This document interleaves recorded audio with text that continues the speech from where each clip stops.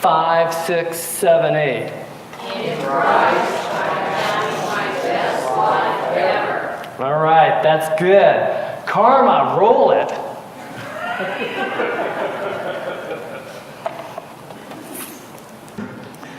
Now, if you have Cable One television, the folks at DirecTV would have you believe that you've settled for an inferior service. Now, although the commercials are kind of humorous, there's a lot of them, and I'm sure you've seen them, there's a sobering truth to these commercials. Sometimes we do settle for less, and I have some examples. This might be kind of a guy thing, but it goes something like this.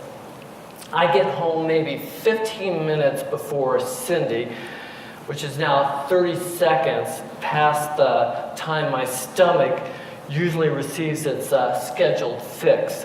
So my brain sends out this priority one message: find food now. So a dozen cookies later, maybe some old crackers, some stale bread, maybe some cheese, maybe even a bowl of lumpy oatmeal if I have the energy to make it. Doesn't that look good? And I'm good to go. And then I get that last spoonful down, and Cindy walks in with this bag of groceries, couple bags of groceries, and she says, "Rob, you are the luckiest man on this earth. I'm going to make you a dinner so," she likes to cook, "I'm going to make you a dinner so wonderful, you're going to love this." And I'm like, what do you say now? I've already destroyed my appetite. I already have a stomach ache. I have settled for less. And I know this has happened to some of you guys too. Don't we settle for too little rest and too much stress? You function on too little rest, and then you subject your body to disease and illness, and everyone knows what too much stress does to your body. So there's a group of us that like to go to these parade of homes in Twin Falls. We've gone to it a couple of years, and there's a group of us that like to go to that. And we went to this one mansion. I think it was featured on the local news, and unbelievable. We walk in there. There's all kinds of, there's like 3 decks, 3 kitchens, 3 floors. It's huge. But we noticed that there's an open house right next door to it. This home isn't on the parade of homes, but there's an invitation to come in and check it out. So we go through this house and look at it, and we start talking to the realtor. Man, what's going on here? This house is nice and large. It's got a price tag of $799 compared to the other mansion of $1.3 million. It was unbelievable.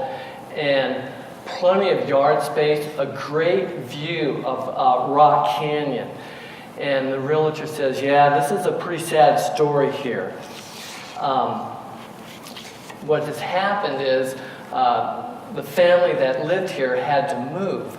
The husband, he was a banker, worked in the banking business, and after he got done working at the bank, he would come home and then they would work on the family business.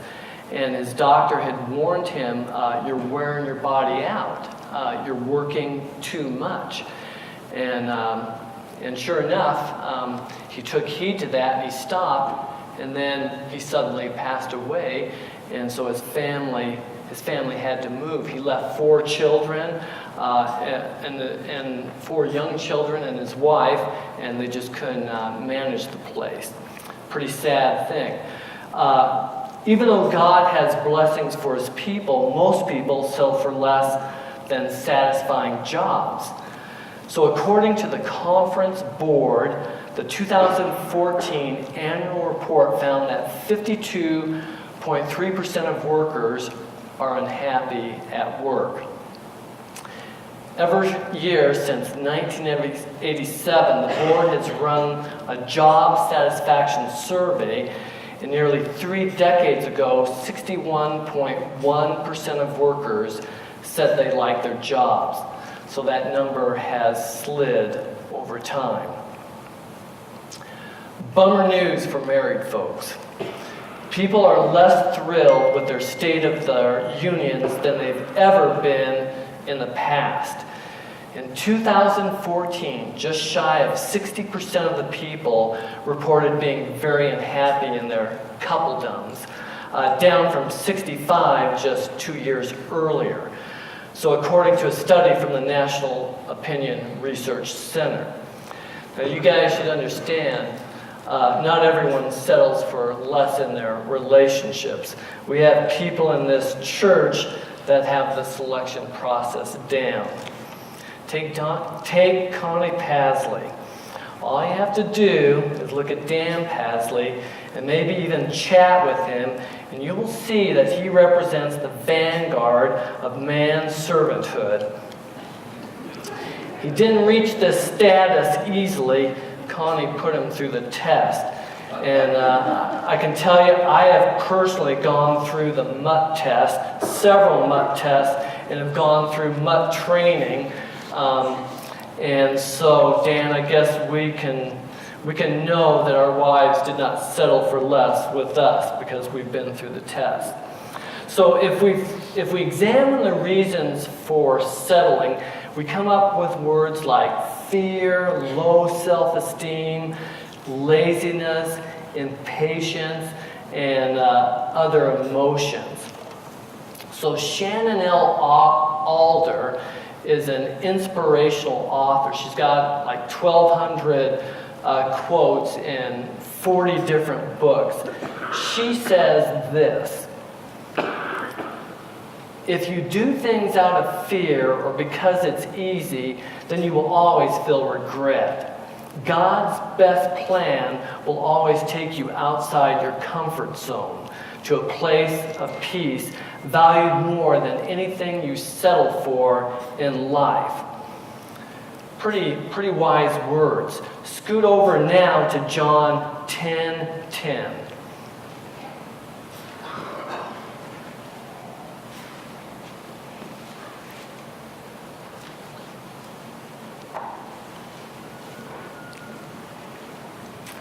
John 10:10, the thief comes only to steal and kill and destroy. I have come that they may have life and have it to the full.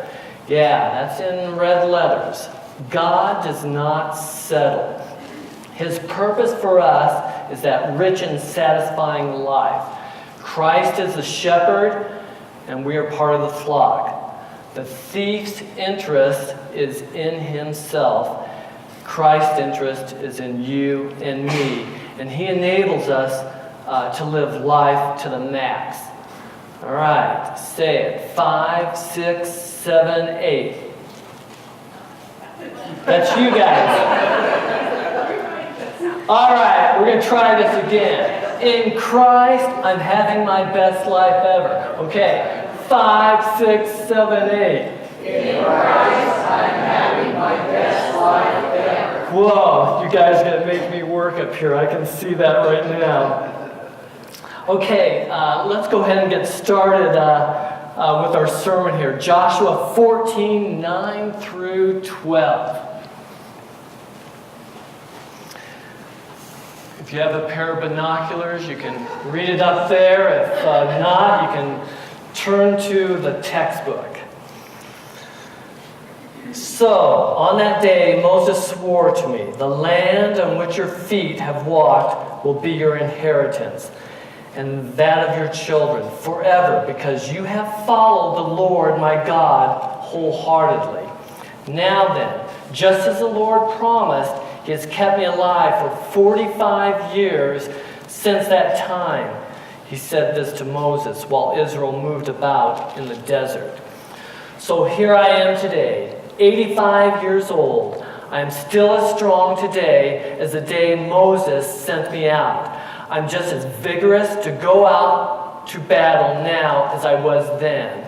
Now, give me this hill country that the Lord promised me that day. You yourself heard that the Anakites were there, and their cities were large and fortified. But the Lord helping me, I will drive them out, just as he said. So last week, Mike preached on Numbers 13, 26 through 33. And we learned that Joshua and Caleb, along with the other spies, were sent out by Moses and Aaron to spy out that land. And Mike did a really good job of explaining the breadth of that territory, how large it was. And they came back, and there were a lot of negative reports. And they spread these reports among the people, and then we had a lot of negative Janes and negative Johns saying, hey, we can't go do this. We can't take the land. And Caleb's report was, hey, let's take it. Let's take possession of the land. Caleb was 40 years old at that time, and in our passage, it's now 45 years later, and Caleb wants his reward. He wants that promised land that they did not take 45 years earlier. We don't want to settle for less. We want God's blessings. And Caleb demonstrated 3 characteristics that I think will help us not to be settlers. Characteristic number 1, get connected with God. There's a saying, it's not what you know, it's who you know. And this is big time true with God. Caleb knew God. Go back to Numbers 14:24. But because my servant Caleb has a different spirit and follows me wholeheartedly, I will bring him into the land he went to, and his descendants will inherit it.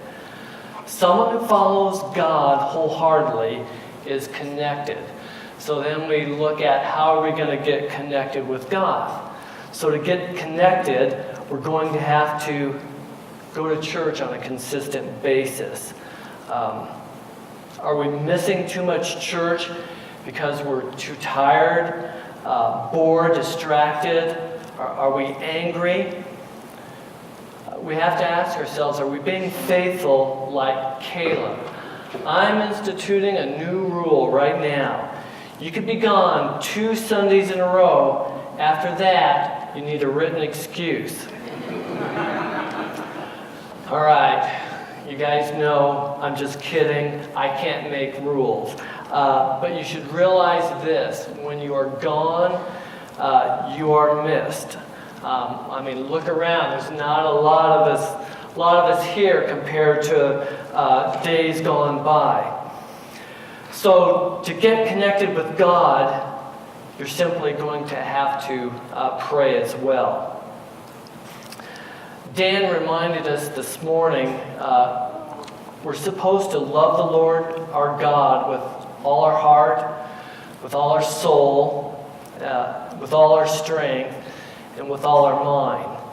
So it makes sense that we should be praying individually.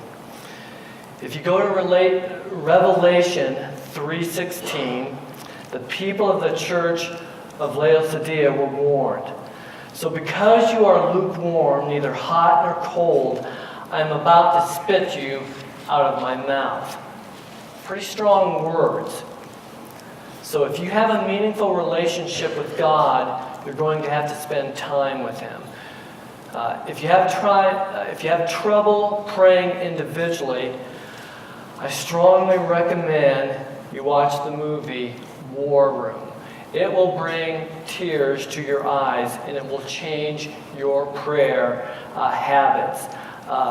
It can change your life forever. Carol and Bill can hook you up with that. They hooked Cindy and I up with that. And we know we should also be praying together. And this was modeled for us in Colossians 3:16. You can go ahead and turn there if you'd like.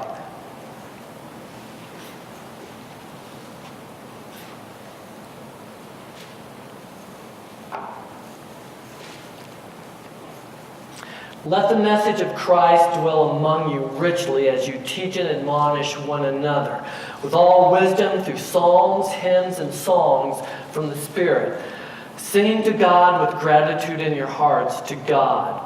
And then flip over to Acts 2:42.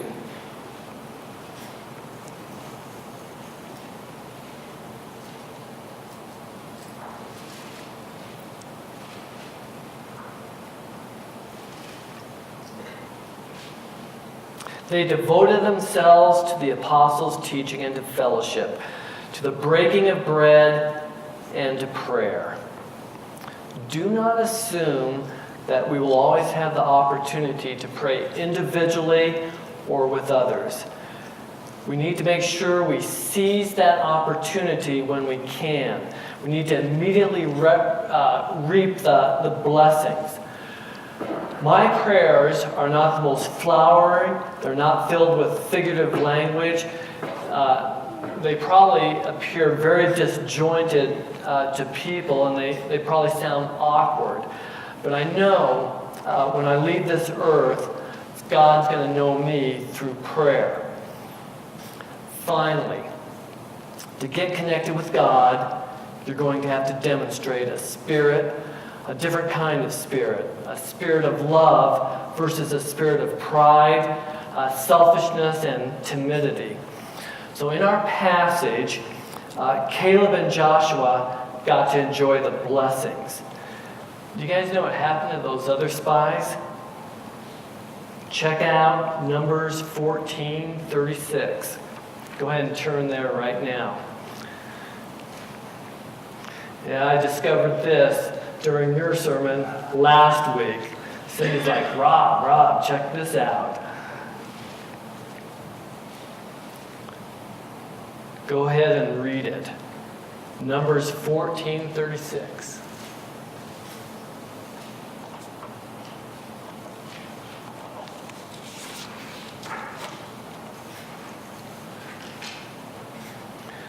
Yeah, they died of plague.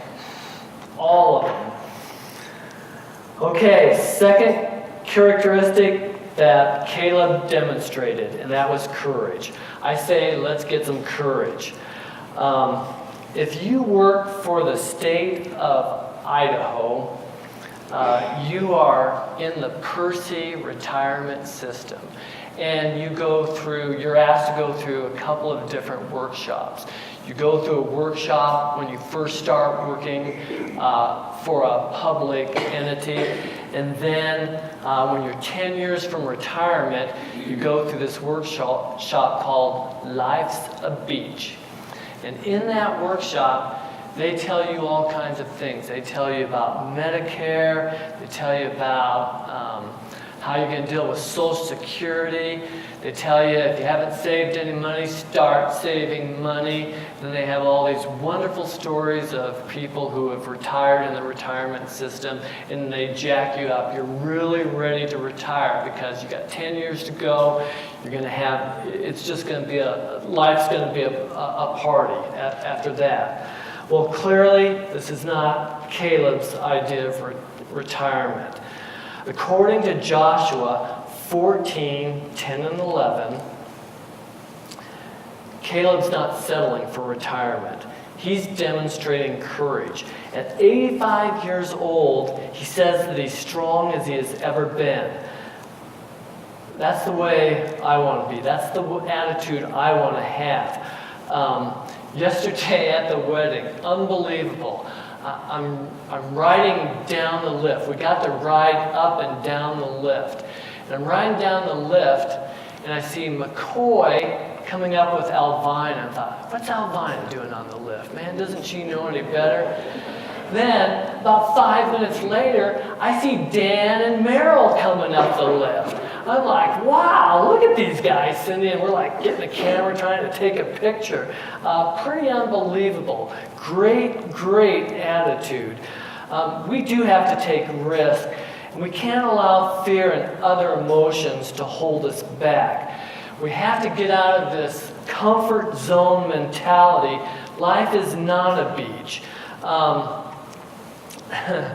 When my son Dustin was in high school, he was having a little trouble with one of his writing assignments. And it wasn't like Dustin to have trouble with his writing assignments because he was a pretty good writer. But this is Mr. Fagg's class, and Mr. Fagg is one big-time great English teacher. And so Dustin says, Dad, I don't know what I don't know how to get started. And so we sat down, and I said, well, Dustin, you know what to do. I've told you this many moons ago. I said, you got to do pre-writing. You have to talk about it, read about it, whatever. And so we went through all of the different options he had, the writing options. One of those options being defend Macbeth. And so we went through all of it, and so he's like, thanks, Dad, I got it. I told him, Dustin, you've got to take risk. I said, be courageous, man, you can do this, just go for it. So a couple of days later, I see him working, man, he's got a lot written. I said, what did you choose? He goes, I'm going to defend Macbeth. I'm like, oh, gee, you can't defend Macbeth. For those of you who have forgotten your Shakespeare, Macbeth is that guy who took counsel of three witches in the play, and they advise that, well, they tell him, you're going to become king. The only problem is, he's not the king right now. And so he takes matters into his own hands, and with his wife's encouragement, he kills King Duncan. And then he has to deal with all the guilt. And there's no way Dustin can defend Macbeth. He has to provide evidence in this argumentative paper. And he's got his Bible open. I said, well, how are you going to defend Macbeth? He says, Dad, go to Joshua. Joshua cut off the king's heads and put them on a tree right over here.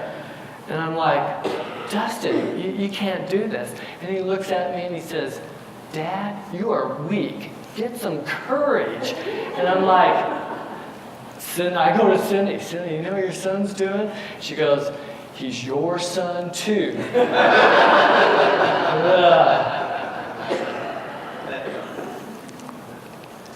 So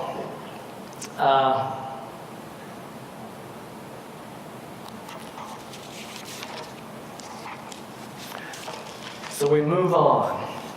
You want to enjoy God's blessings, then we're going to have the courage to fight addictions. We have all kinds of addictions, and we've got to fight them.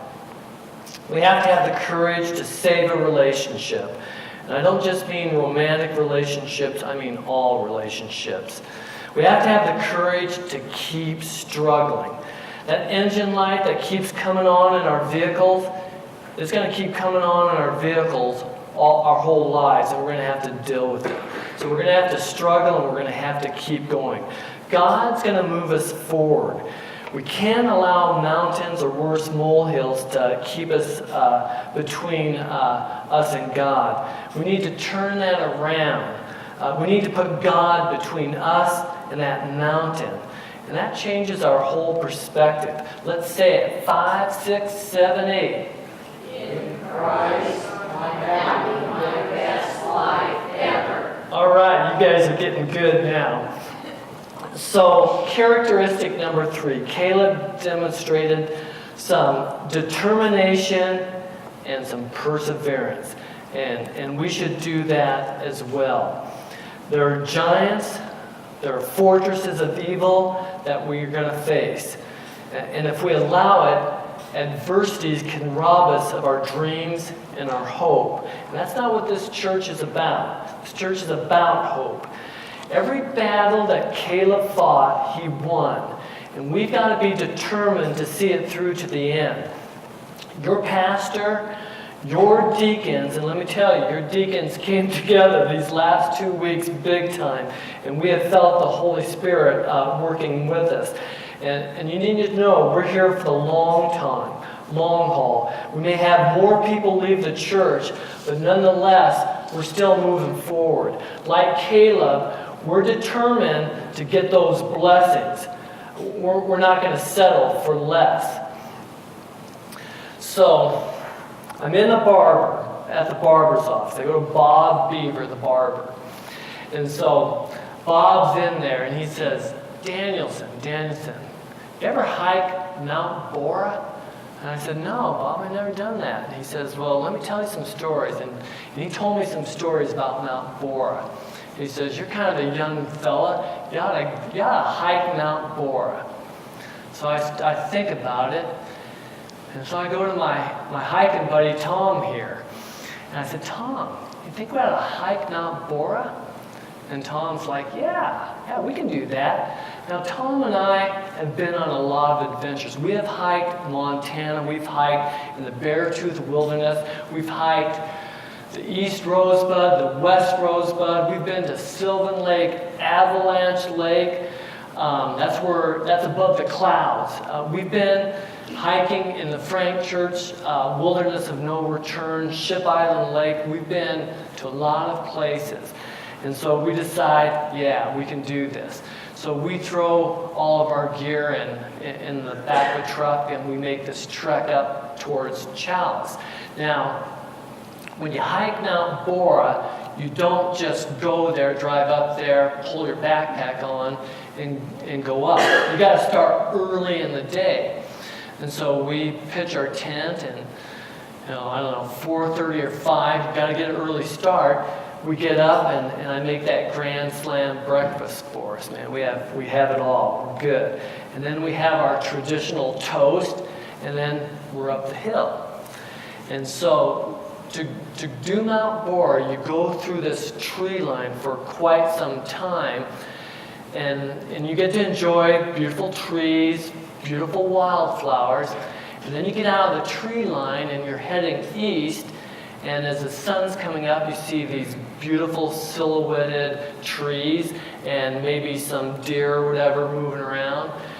And then you get up to there's no trees, and then it's hill after hill. You get up to one hill and you think, oh man, I'm making it. And then there's another hill. And then the same thing happens. And finally, you get to a place called Chicken Out Ridge. And it's aptly named because most hikers who are going to Bora stop there. They look at it, they say, not going here, for good reason. And we met some hikers that were just there. They said, this is it for us. So Tom and I get up to Chicken Out Ridge.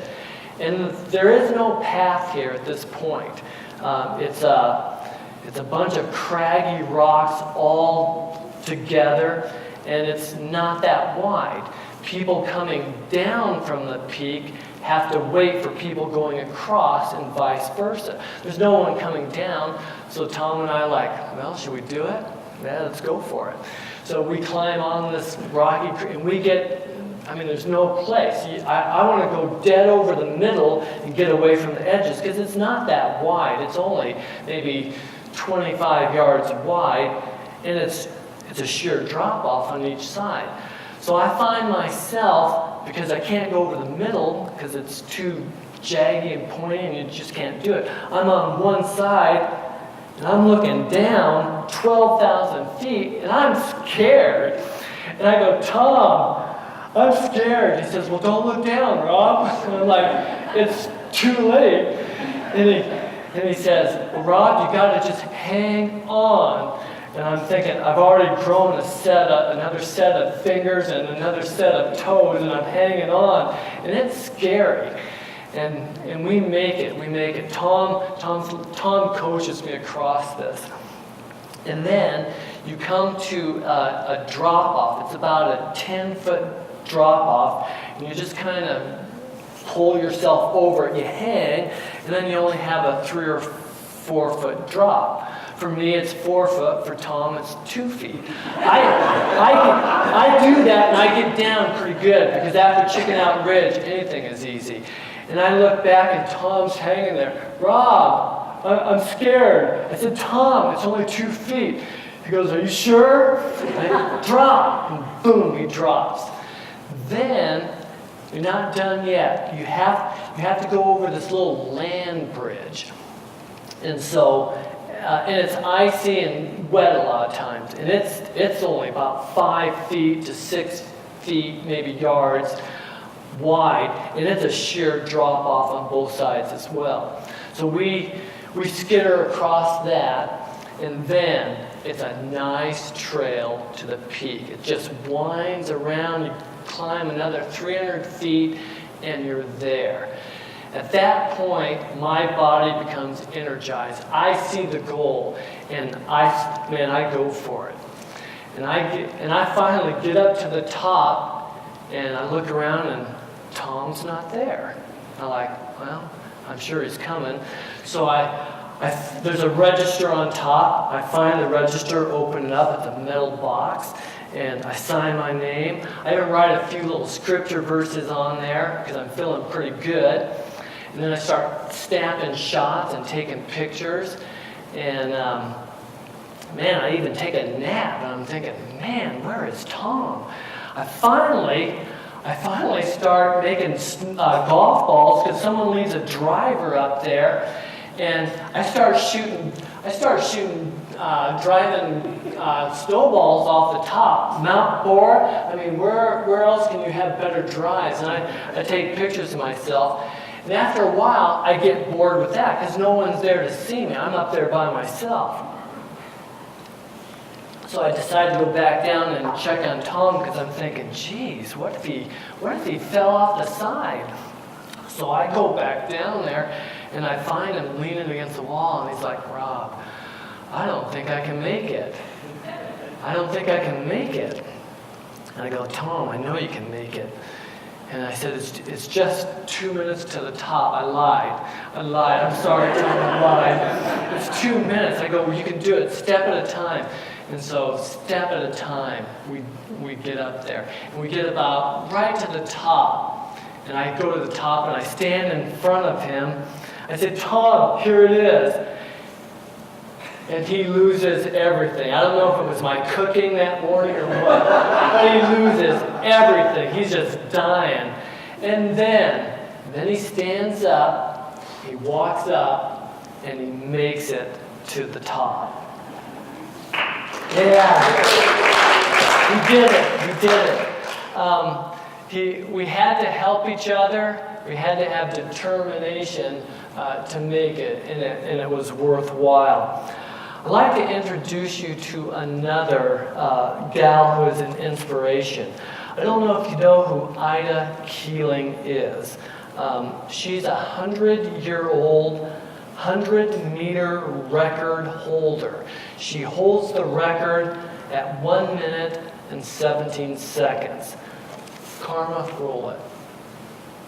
We first met Ida Keeling at 95. 5 years later, she set a new record and an example. She's forever young. So you were 80 years old here. That's right, that was Buffalo. Ida Keeling began running marathons when she was 67. In her apartment, she showed me her training secrets, her bike, her weights.